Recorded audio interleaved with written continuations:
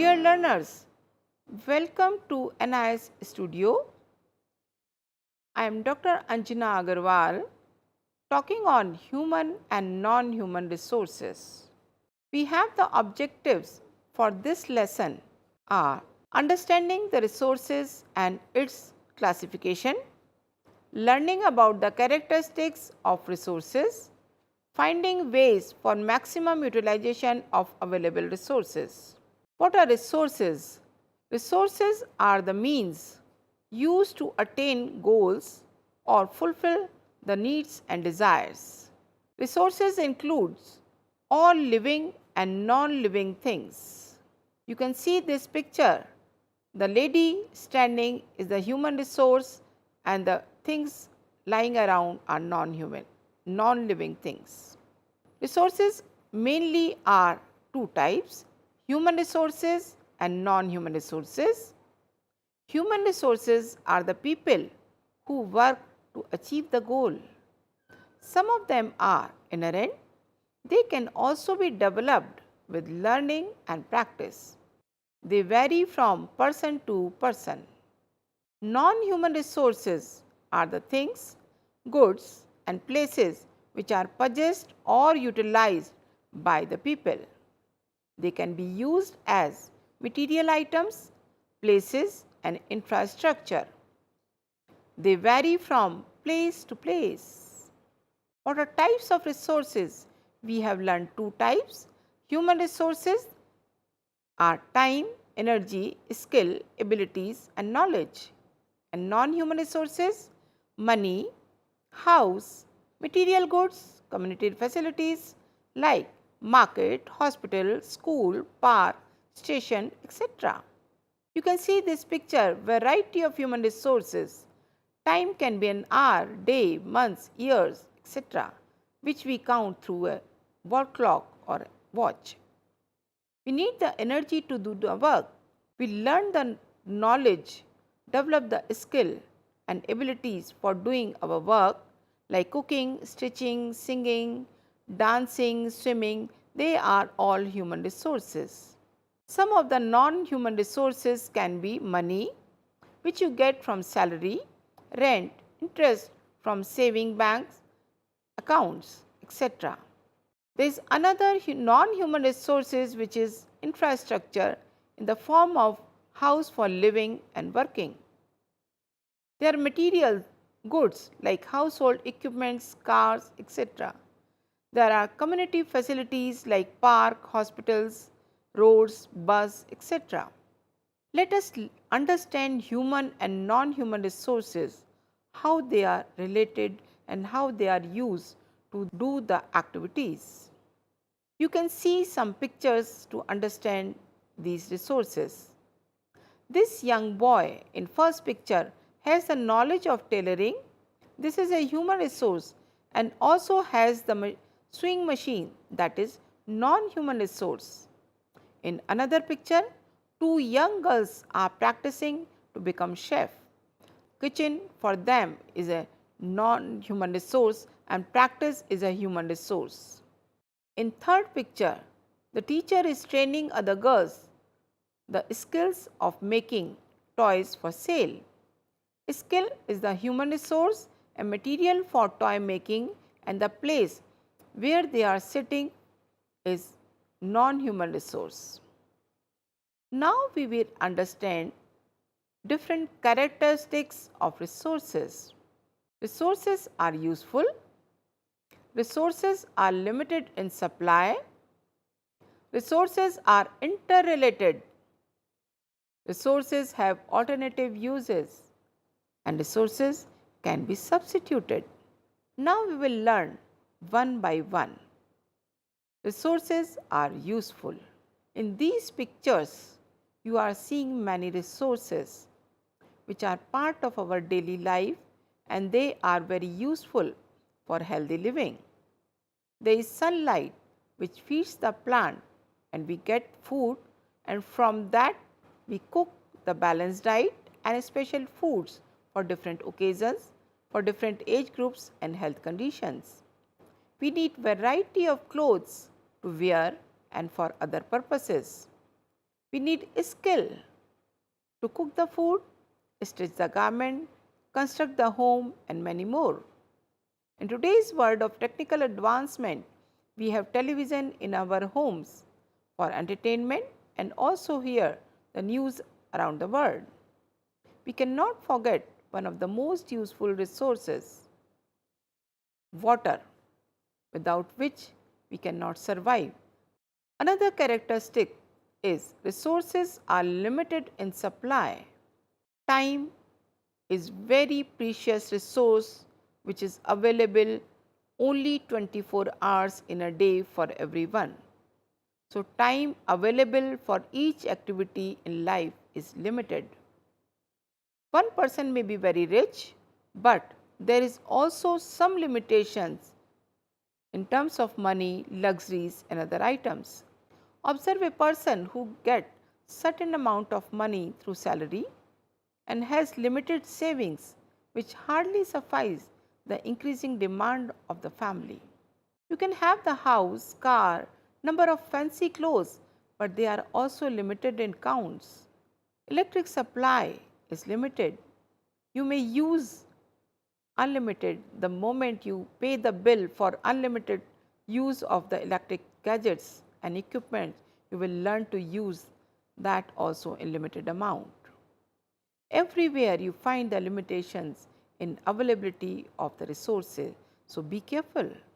Third characteristics is resources are interrelated. You can see these pictures in light and electric gadgets. Many households have variety of electric equipments such as TV, fridge, mixer, toaster, washing machine, cooler, AC, bulbs, lights and many more. But without electric supply, all these electric equipments are useless and cannot be used at all. With the same thing, we'll talk now, resources have alternative use. If electricity is not available, then you have to find some other solution. Surplus availability of mangoes in season can become converted into pickle or other preserved food items. If you do not have any gas supply to cook the food, then what you will do? You will either find some other alternative, go outside or bring some other material or use any other source of fuel to cook the food. The sari is old, what you will do it? You can use that to make the dresses, cushion covers, and here you will use the skill as a human resource. See the advancement in solar energy, which has also found the alternative use in street light and battery for the car. There are numerous examples and you can think many of them. Resources can be substituted. We are discussing right now the alternative use. See how resources are replaced with passage of time or need of the hour. From tungsten bulb to LED lantern, from gas fuel to wood fuel to cook the food. So, we have learned different characteristics of the resources. We have to learn, understand and practice to create the resources to enhance the availability, as it has been done by using the solar cell to run your household equipments and other things. Conserve the resources, save the resources, like save the energy. This means lot to you. So, you can put the banner here and there. Please switch off the lights on your way out. This is a precious resource. I repeat all the characteristics of resources. They are useful, can be substituted, have alternative use, they are limited and interrelated. Now, we will learn about the maximum utilization of resources. First, you must identify all available resources to you. You can use only needed amount of resources, so you must avoid wastage. You can see this picture. In one picture, availability of resources are limited, but you should not waste these resources, otherwise these breads could be used by some other person. Another way to substitute less expensive resource for more expensive one. The work is same in this picture. There are two things. One is using the electricity for mopping the floor, another is using the water and hand. Another way is to develop the habit of using the same resource for some other purpose. Next, you can see learn the ways to make the resources last longer. So, you have to keep the things useful. If you need the repairing, get it done in time, and there are many things, as I talked about the surplus material, you can preserve them. You must try to share the resources and do not deprive others of resources. What you can do? You must remember and adopt 3R formula: reduce, reuse and recycle. Let us learn what we can reduce, reuse and recycle. In today's world, we can use paper and plastic, which are precious as well as being used everywhere in homes, schools, offices and otherwise. So, you must reduce the use of unnecessary paper and unnecessary use of plastics. We can reuse the paper and plastic bins, bottles, etc. for other purposes you have just learned. You can also use or recycle paper and plastic. This is how you can use your resources, whatever available to you, to the maximum satisfaction and utilization. Now we will talk about the management. Let us understand or define the management. Management is a process of using available resources to achieve the goal or fulfill the desire. I repeat, management is a process of using available resources to achieve the goal or fulfill the desires. What is the significance of management? Why it is so important? Because it helps to reach your goal and fulfill the needs and the desires. It helps to utilize the resources maximally and avoid wastage of resources. It increases the efficiency in work and get more work output within the given resources. It makes the life more systematic and achieve better standards of life. As I said, that management is a process. So, now we will understand the steps in the management process. There are 4 steps. Number 1, planning. Number 2, organizing. Number 3, controlling. And number 4, evaluating. Let us understand what does it mean. Planning includes listing of tasks and sequencing them. Organizing means deciding who will do what, when and how. And implementing means putting the plan into action, real doing the work. And evaluating what went wrong or right and how to improve. Let us detail about each of it. And on top you will see always the 4 steps: planning, organizing, controlling and evaluating. Planning is the process of advanced thinking to achieve the desired goal or objective. So, you have to think hard before action. Let us see. It is a crucial before starting any activity.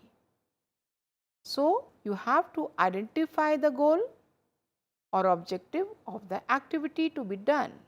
It is a systematic development of the action program. It involves the arrangement of resources to do the task. There are 5 things you have to remember always: what, who, how, when, and what. What is to be done, who will do the work, how it will be done, and when it will be done, and what resources will be used. Again, I repeat, planning includes listing of the activities, sequencing them, providing flexibility, and identifying the resources available and delegating that activities. And it is always better to write the plan on paper. And why it is so important? Because it saves time, money, and unnecessary work. Second step is organizing. Organizing means assembling the resources and fixing the responsibilities to people involved in the activities so that the plan can be carried out properly. Organizing ensures that all the planned work gets done in time. There is proper distribution of work. The knowledge and skills are rightly and maximally used. Work gets finished on time. Important resources are saved. Then only planning is successful. But at the same time, you have to control. Controlling means the carrying out the activities as per the plan. Then only the plan can be executed well. It involves the actions for the progress of plan, makes adjustments, provides flexibility when any changes are required for better implementation of the work. Evaluating is the last step but very important at every step. Where we are, so you can measure the evaluation. How can we get on track again? So do the correction. Where we plan to be, evaluation. Evaluation is done at each step of the management. Planning, evaluation is done whether planning is going right or wrong. Organizing, whether everything is done as per the plan, we are not deviating or missing anything.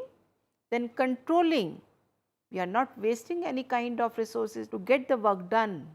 Evaluation at every step helps to understand the weaknesses and mistakes so that they are checked and corrected in time and are not repeated in future.